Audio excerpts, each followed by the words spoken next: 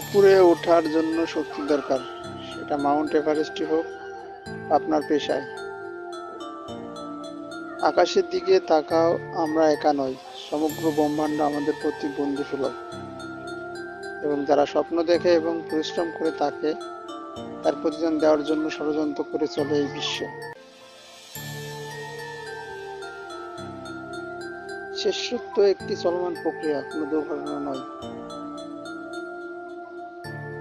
আপনাকে স্বপ্ন দেখে যেতে হবে, স্বপ্ন সত্যি হওয়ার আগ পর্যন্ত।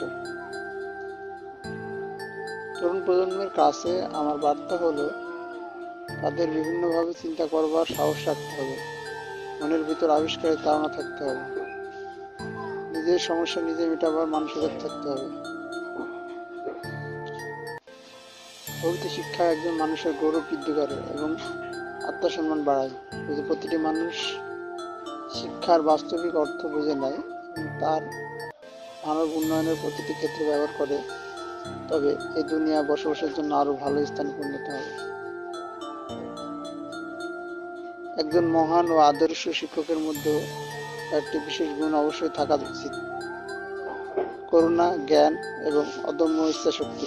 ভিডিওটি ভালো লাগলে লাইক এবং সাবস্ক্রাইব করে পাশে থাকুন।